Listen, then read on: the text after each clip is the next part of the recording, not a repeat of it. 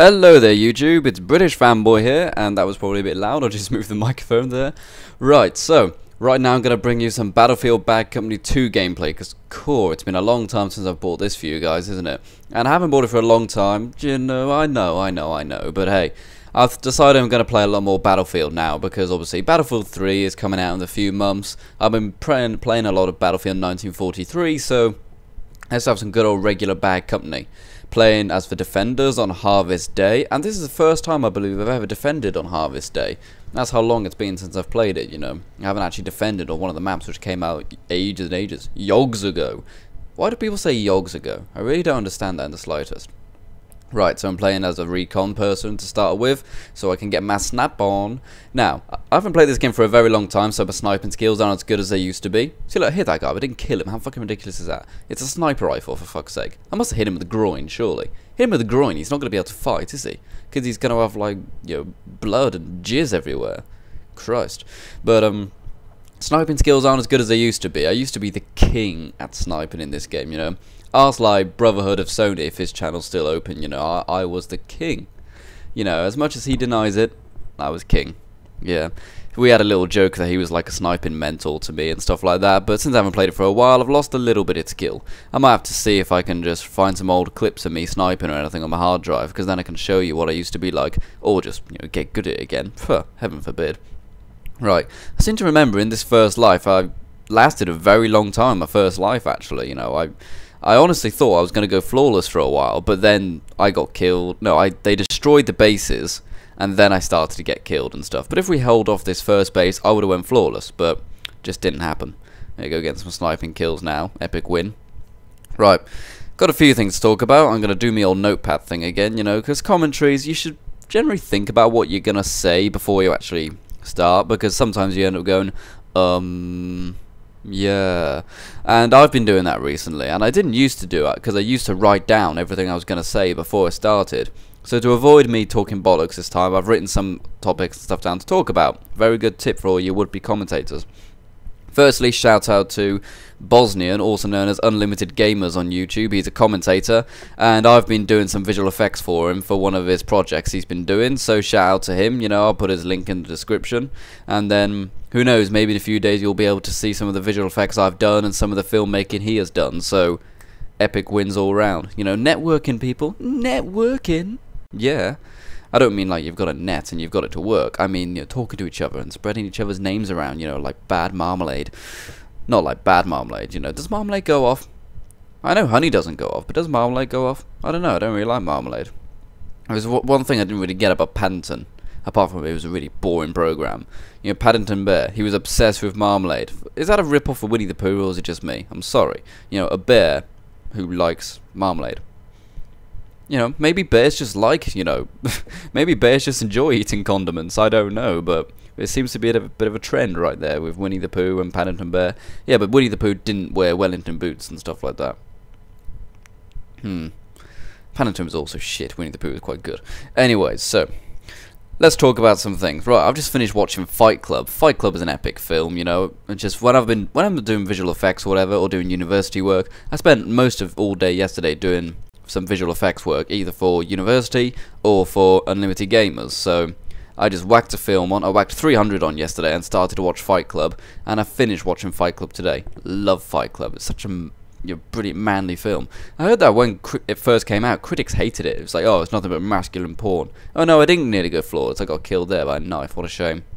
But everyone said it was just a load of rubbish. It was just people fighting, and you know, Brad Pitt with his shirt off and stuff. And then everyone in the world kind of slapped the critics and said, don't be a fool, it's an epic film, and it really, really is. And I just love it, you know. It's hard to classify, you know, what is it? I don't really know how to classify Fight Club. Would you say it's a drama? It's probably a drama, I suppose, if you're going to classify it as anything. But it's just one of those awesome manly films that everybody should see, you know, superb bit of writing, and it's a really, really good film as well, you know, in terms of how the film is made, but it's mainly the writing which makes it really, really good. And I don't remember who wrote the book. I really don't remember.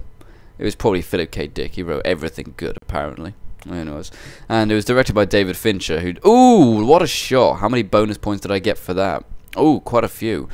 I remember that at one point in Battlefield I got a bonus headshot of 470. I think the max you can get is 500, so pretty impressive shot, very long. No homo. Anyways, and something you might actually be interested in right now. Why am I using this sniper rifle? Because everyone seems to use, I think it's the next one up on this. I think it's the GOL everyone uses. But I prefer this one, the SV98. And the reason I prefer it, you know, it's just when you look into the scope, you'll probably see in a second after I take this more to see. If you look at the scope, you've got these little triangles on them. Now, think of those little triangles as those Vietnamese hats. You know, those little triangular straw hats. What you got to do, put the hat onto the enemy's head and then shoot, and you'll get a headshot. And it does work, you know, it does work. Not necessarily with a 12 times optical scope, but with the regular scope it will work every time. But with the 12, since it's further, it doesn't work quite the same as that. It's like halfway on the triangle. But those little markings, they really help me and stuff, and they really do make a difference when you're sniping, I believe, you know. Because with the other ones, you've just got the regular lines and stuff like that, so you've got to kind of guess a bit more, but you know, just use this one, you know, just use it. It's pretty powerful as well, and it's got 10 bullets in the clip and stuff, you know, you might as well. Plus its bolt's quite quick too. A lot of people also use the M24. Fuck the M24, guys. Either use the GOL or this one. You don't need to bother with the other ones, I don't think. Now, one of them's fully automatic and stuff, so what's the fucking point, you know, it's stupid. Something I've discovered when defending on this map is that tanks are everywhere. Seriously, there are more tanks in this map. To, you know, General Patton would love to be here, you know, that's how many tanks there are, you know, it's like a giant museum of tanks. And you know, it's so hard to defend this map, I've now discovered, because of there's so many tanks in the start. Don't get me wrong, we very nearly did it actually, but the tanks were the main problem, you know. People would roll up in the tanks and everyone started to shoot the tanks, but then like 1 or 2 infantrymen would get past while we were distracted by the tanks and stuff. It was that kind of scenario. Like right with there, you know. I'm too busy distracted by picking off some sniper miles away. I don't even think I get this guy. I hit him several times, but I don't kill him. And, you know, they've armed B. And I think I actually managed to get down there and help defuse it, I think. Do I? Yeah, here we go. I'm on the road again. Draw up a 1911. Because you gotta love the M1911. Ah, here we go. Come on, turn the corner. Let's shoot some. Yeah, get some! Anyone else in here? Yeah, get some! Come on, reload. Fucking knife. Haha, eat my knife, dick. Ah, kill him, kill him, kill him, kill him. Oh, he's on my side. I remember, that's literally what I was thinking when that happened in the game. I've literally just finished playing this game, by the way. And I just kept trying to knife that guy, thinking, I gotta kill him, only to then find he was on my side.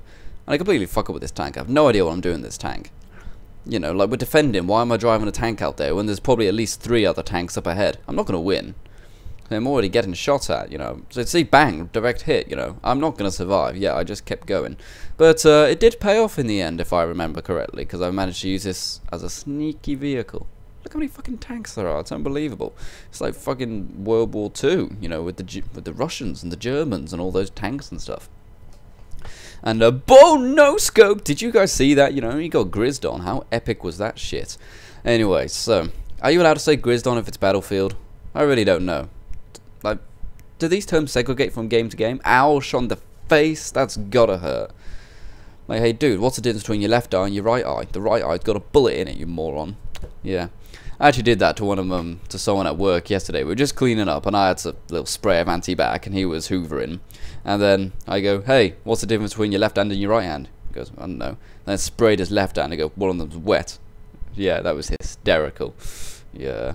Boom! Oh, did you see that guy got jacked? What a fail. You know, he steps out of that tank to repair it, then one of my guys just gets in it, and boom! Look at this, you know. These guys have no idea that I'm here, you know, because obviously they're expecting us to be miles and miles away in the map, because this map is huge, you know. It's like the Lord of the Rings Extended Edition. It's that big.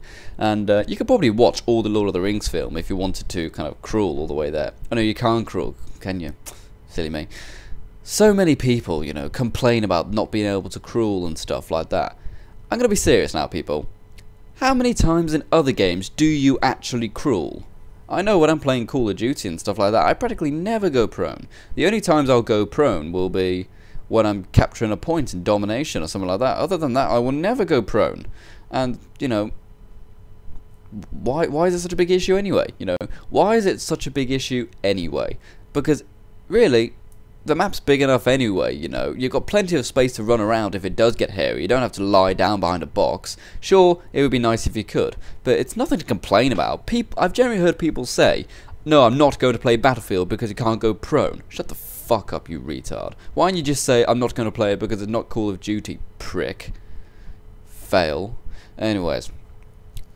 But yeah, as you can see now, you know, there's only like 19, 15 enemies left to kill, and then we'll win the map, and, you know, no one is noticing me. No one is noticing me. It's pretty obvious, you know. I'm the only person here, and I'm shooting quite a lot. I'm calling in mortars and stuff like that. Just nobody notices me. That's just for awesomeness of Battlefield, you know. You've really got to pay attention to your entire environment. It's awesome. I love this game. I've forgotten how good it is since I haven't played it for such a long time. Playing out Nazi zombies and stuff, playing regular Call of Duty, playing Battlefield 1943, stuff like that. What other commentaries have I bought? I bought all the PS2 commentaries and stuff, you know. Bought a lot of variety, so I just thought I'd bring this. Right, oh yeah, here we go. I just actually went food shopping earlier today because, you know, I literally had no food. Yesterday I had 4 chicken breasts for tea because I had literally no other food in the house. No other food at all, so I had to have that. So went shopping today, and then I get to Patil, yeah. Actual doing the shopping, there was no problems there, but there's always something that annoys me when I go to the shops. In this case, it was fat bitch in the house. I'm not kidding, you know, this person was so big, you know, she would like make friggin' these tanks look ashamed, you know. Anyway, so got to the till, you know. I went to that till because they were the only people there. It was this fat woman and her husband, I assume. They had a little girl there as well, but she wasn't actually in the way. She was sitting on a bench nearby, and I assume it was their girl anyway because the man took her hand and walked off with her. I really hope it was his girl. But anyways, sitting there, well, I wasn't sitting, I was standing. Just loaded all my food onto the little courier belt thing. Is that what you call it? Courier belt?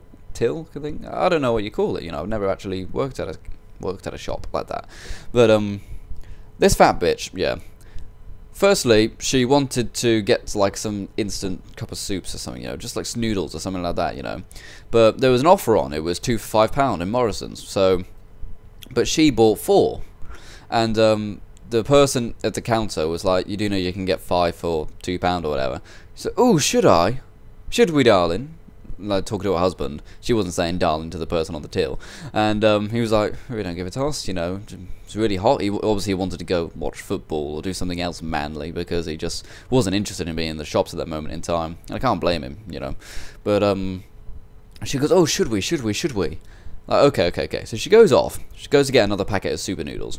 Then she comes back, and she's got 2. She puts them on the till, you know, rings up everything on the till, and then she's realised, just because she's reading the little numbers and stuff on the side, that, oh shit, I didn't get the offer. What's going on? Like, well, you haven't got 5, you've got the wrong amount. And then she starts complaining and saying, okay, well, you're still going to give me the offer because you're the one who recommended it to me. Like, no, you stupid bitch got the wrong number. You got 2 instead of 1. And now you're complaining and saying it's their fault. Shut the fuck up, stupid fat woman. And she spent ages just basically trying to think of an excuse to not have to take this bag of super noodles back. It was stupid. Well, she was stupid. Her husband looked so embarrassed. It was unbelievable, you know. We'd standing there for ages. We stood there for the better part of 10 minutes while she complained. And then she finally took it back. And then when she comes back, she wants to pay in fucking change. What the fuck? There was like 45 quid's worth of food here, and she was paying in pound coins, which she had in a little bag. What the fuck? Stupid fat bitch. Did she eat her brains because she didn't have any crisps left or something? What the hell? Oh dear, husband looked so annoyed, and I looked annoyed, you know. At one point, like, me and her husband exchanged glances, and he was like, really sorry about this. I kind of looked back like, it's okay, don't worry about it, don't worry. It was just that kind of scenario. Poor fellow. But, alright, what was some of the other things I was going to say? Oh yeah, summertime, you know, guys, you know. I hope you guys are enjoying your summer and stuff. It's been a few days already in England. It's been quite hot and sunny. It's been nice. And, the other day, I went out, I think I've already told you this, I went out and took some photos from a new camera. That was nice. Went to the shops today. Everyone was going off having ice cream and stuff like that. Beautiful, beautiful. And, oh wait, I think I've just realised something. Have I not got any sound on this commentary for the gameplay? Oh shit, that's annoying. Because the sound in Battlefield is superb, and the sound of Battlefield 3 sounds even better. Have you heard the sound of that game in the trailers? Whew, brilliance, you know, brilliance. Any sound designer would be very happy to have worked on that game. Because I think that in Battlefield, it's definitely kind of like a simulation, not so much, well, obviously it's very fun, but they've put a lot of emphasis on realism, and the sound, I think, is the main thing which makes it realistic and stuff. Not just the fact that the guns have got very believable recoil, that, you know, what's it called, you can drive all the tanks and the helicopters and stuff like that. I think it's the sound which makes the most believable thing, and the fact that you have a main spawning point and stuff, you don't just spawn randomly around and stuff, you know. The game really tries hard to be real, and it does a bloody good job. I'd say it's the most realistic war kind of simulator thing on a console, you know, and stuff like that. Although that being said, you know, I've never been to war, so I wouldn't know. But I'm assuming, you know, from watching news and stuff like that. But yeah, summer's going really, really good. But I've just made a video on my main British fanboy channel, and it's something I realised this morning. Why are loads of really, really good games being released now, in the summer, when people want to go outside and stuff?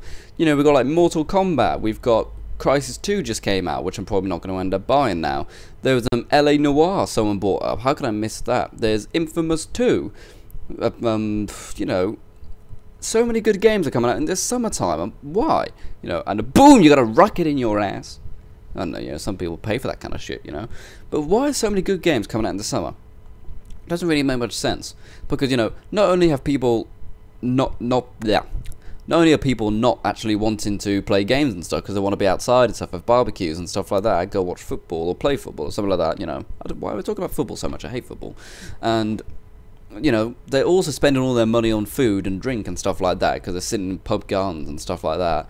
So why are so many games coming out in the summer? Surely it would make more sense to release them early on in the year and then late on in the year towards Christmas and stuff. Now, don't get me wrong, you know, games obviously should be released year-round, but don't release 5 incredibly good ones all at the same time. That's just taking the piss. It's like with friggin' Skyrim. You know, the new Elder Scrolls game, it's coming out, like, within the same 10 days of Uncharted 3. That's annoying. I'll only be able to get one of those, and it's going to be really hard to decide which one. I'll probably end up getting Skyrim. Or Uncharted. Oh, I don't know, you know. Have to see what happens with the hype and stuff. I expect there'll be lots of videos of Uncharted 3 and stuff and not much of Skyrim, so I'll probably end up getting excited about Uncharted 3 more. But then again, you know, I'll probably be able to get Skyrim a bit cheaper on Steam. That's true, I suppose. Alright. So yeah, if you guys have still noticed, you know, I'm still that sniper guy, you know. I've only died once in this round so far. You know, doing pretty well when you think about it. And I've actually haven't got my sniper rifle anymore. I had to pick up a medic's kit. And for some reason, I didn't get the defibrillator. Defibrillator? I think it's defibrillator. I didn't get that when I picked up the kit. I don't know if that's a glitch or something, or if you just don't get it anymore. Because it used to. I don't know, maybe they patched it or something like that. Something which I really, really, really like is the fact that there's so many games coming out which are trying to be different now, you know, and stuff.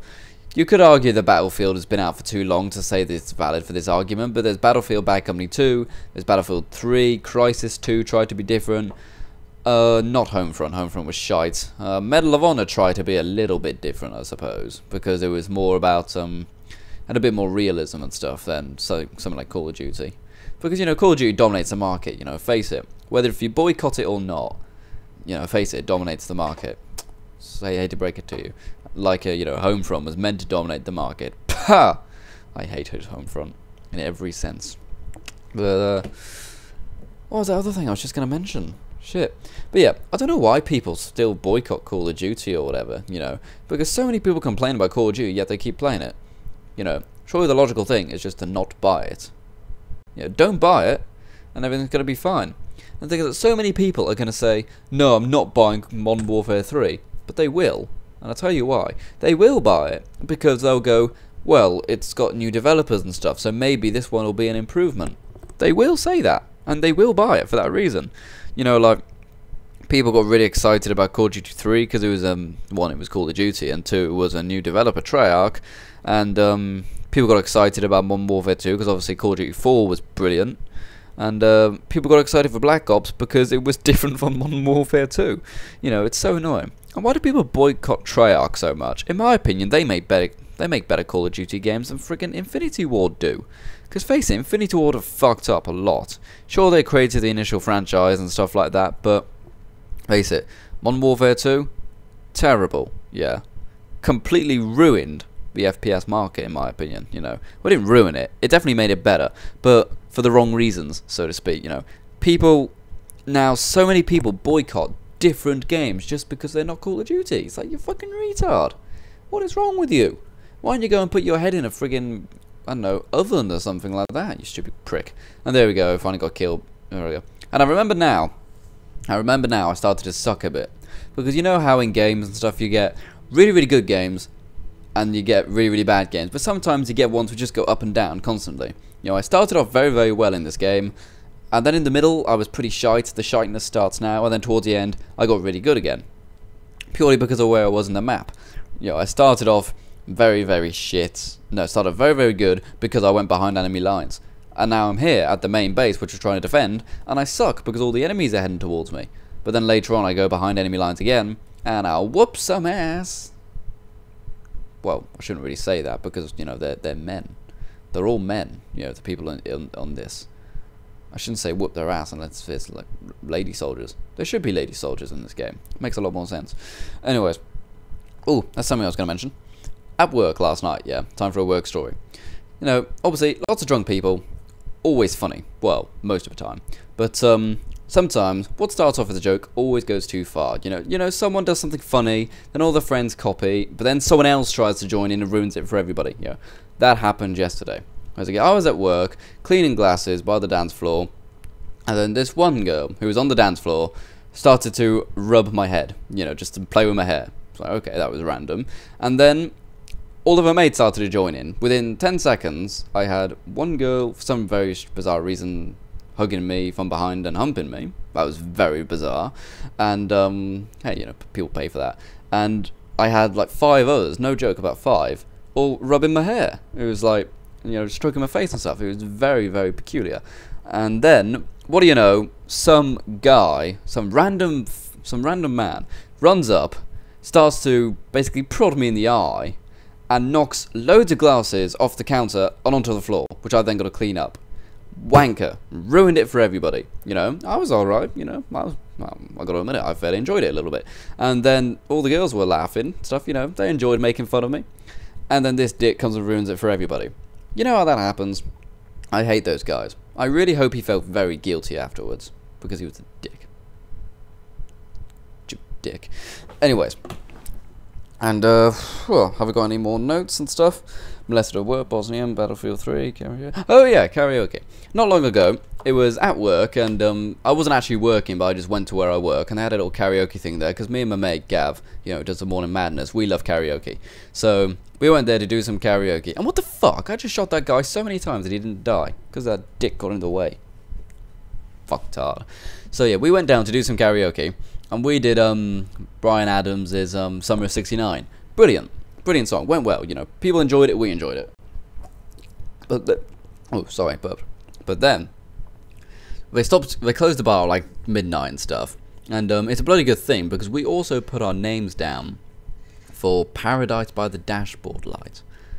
I have no idea how we would have done that. So since the bar was closed at 12, we thought, right, let's get out of here.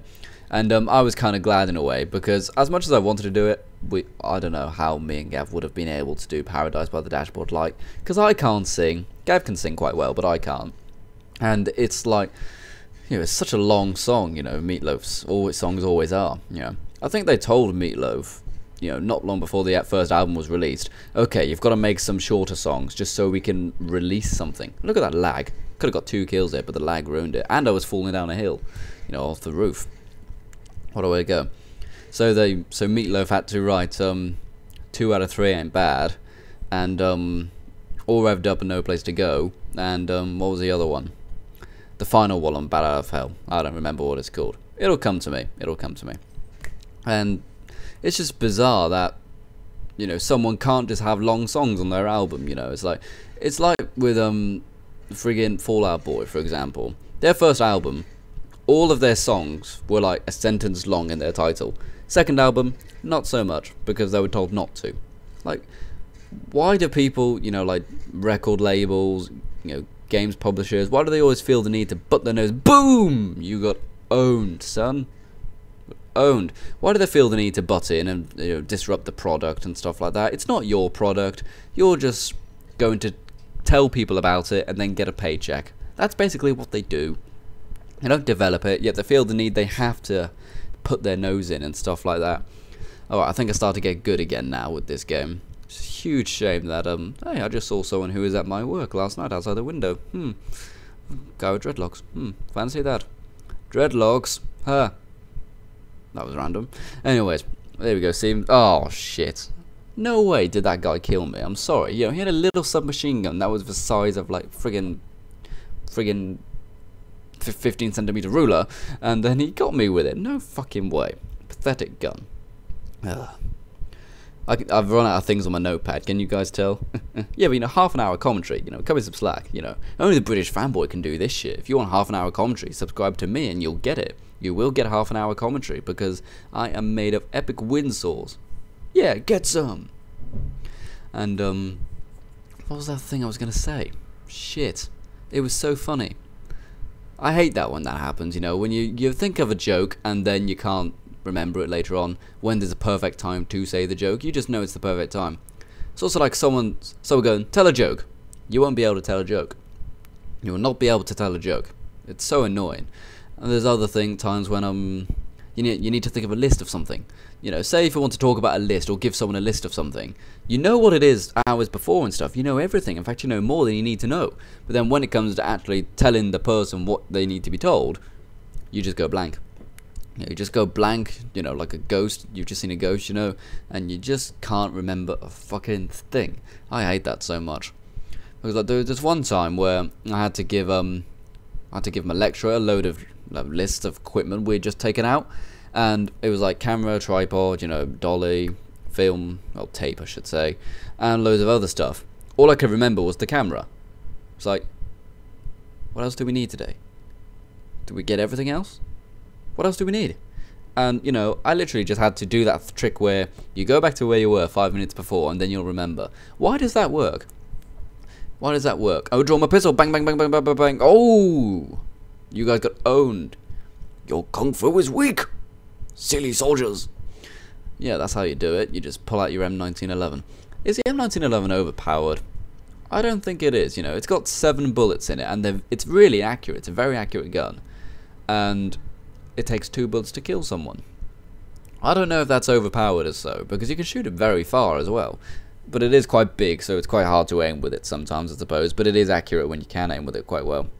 Now, a lot of people use the Magnum revolver on this game. Don't use the Magnum revolver, people. Use the M1911. You know, it does... You know, the Magnum takes 2 bullets to kill someone, yeah?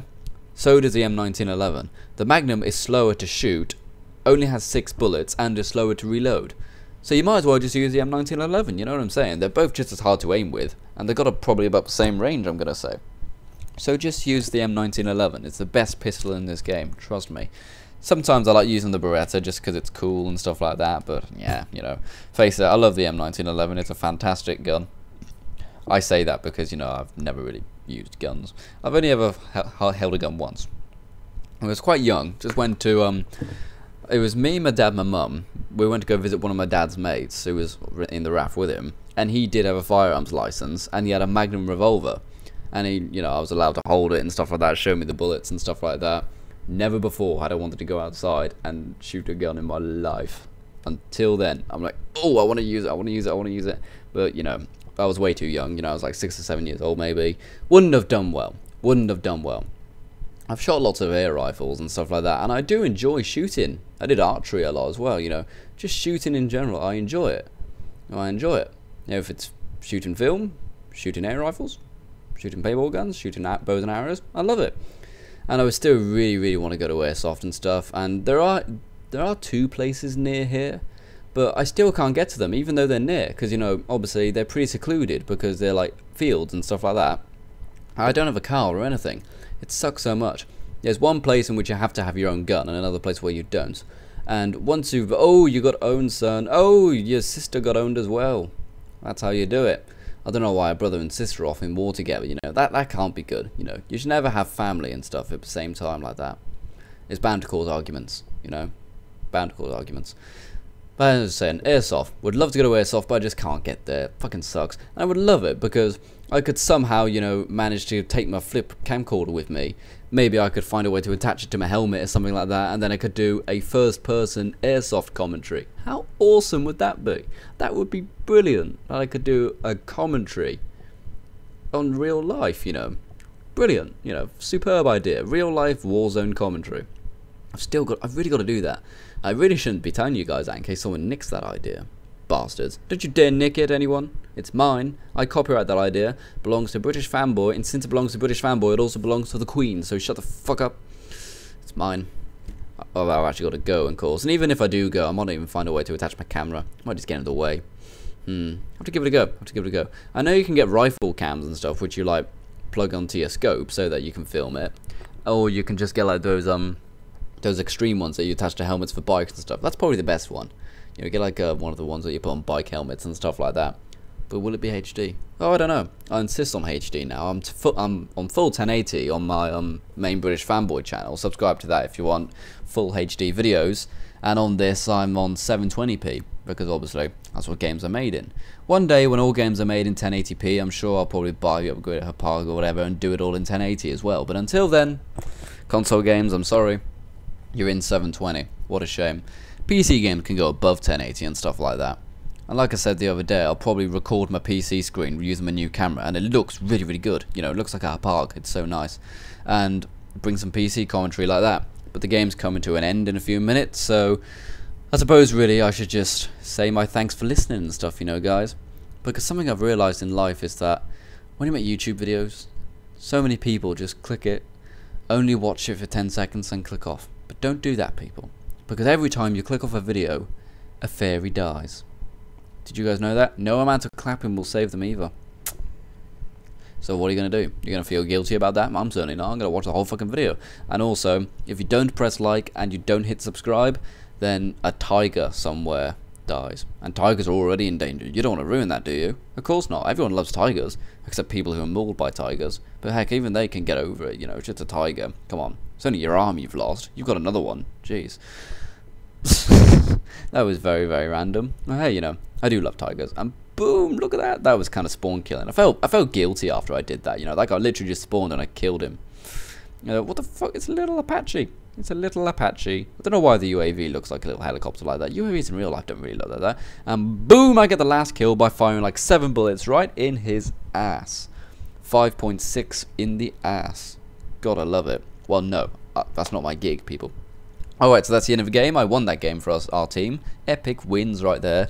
And let's see how I did. You know, whoa, 54 kills and 11 deaths. Hell yeah.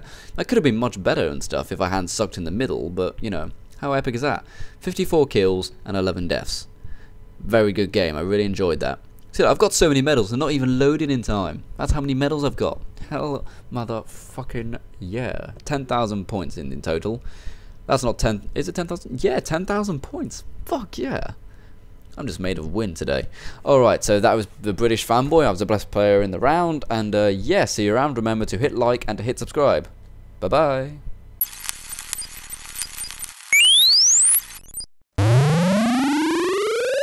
Subscribe.